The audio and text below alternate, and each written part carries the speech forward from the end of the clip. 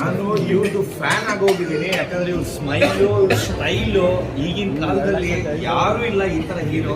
ಅಷ್ಟು ಚೆನ್ನಾಗಿ ಆಕ್ಟಿಂಗ್ ಮಾಡಿದ್ದಾರೆ. ಇವ್ರು ಸ್ಟಂಟ್ ಆಗಲಿ, ಡ್ಯಾನ್ಸ್ ಆಗಲಿ ಅಷ್ಟು ಸ್ಟೈಲಿಶ್ ಆಗಿ. ಬರೋಕ್ಕಿಂತ ಮುಂಚೆನೆ ನಾನು ಒಂದು ವಾರ ಮುಂಚೆನೆ ನಿಮ್ದು ಟೀಸರ್ ಅದೆಲ್ಲ ನೋಡಿದ್ದೆ. ಅವಾಗಲೇ ಯಾರಪ್ಪ ಒಳ್ಳೆ ಹೀರೋ ಬಂದಿದ್ದಾರೆ ಕನ್ನಡಕ್ಕೆ ಅಂತ ನಾನೇ ಸುಸ್ತಾಗಿದ್ದೆ. ಇವತ್ತು ಲೈವ್ ಆಗಿ ನೋಡಿದೆ. ಅಷ್ಟು ಡೌನ್ ಟು ಅರ್ತ್ ಇದ್ದಾರೆ, ಅಷ್ಟು ರಿಚ್ ಆಗಿದ್ರು, ಅಷ್ಟು ಡೌನ್ ಟು ಅರ್ತ್ ಆಗಿದ್ದಾರೆ.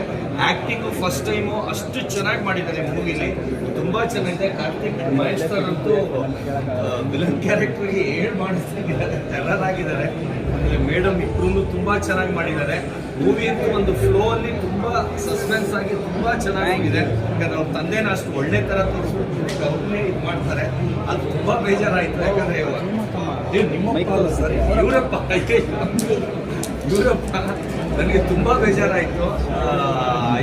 ಆ ಥರ ಆಗ್ಬಾರ್ದಾಗಿತ್ತು ಇವ್ರ ತಂದೆ ಅಂತ. ಆ ಥರ ಒಂದು ಸೆಂಟಿಮೆಂಟ್ ಫೀಲ್ ಆಗತ್ತರ ಒಂದು ಅದು ರಿಯಲ್ ಥರ ತೆಗ್ದಿದ್ರೇನೆ ಫೀಲ್ ಬರೋದು.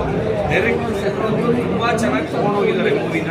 ಒಂದು ಆ್ಯಕ್ಷನ್ ಆಗಲಿ, ಫೈಟ್ ಆಗಲಿ, ಸಾಂಗ್ ಆಗಲಿ, ಎಲ್ಲದಕ್ಕಿಂತ ಜಾಸ್ತಿ ಇವ್ರ ಡ್ಯಾನ್ಸ್ ನನಗೆ ತುಂಬಾ ಇಷ್ಟ ಆಯಿತು. ಇವ್ರ ಸ್ಟೈಲು ಅಲ್ಲು ಅರ್ಜುನ್ ಥರ ನನಗೆ ಫೀಲ್ ಆಯಿತು. ಆ ಸ್ಟೈಲ್ ಡ್ಯಾನ್ಸ್ ಮಾಡ್ತಾರೆ.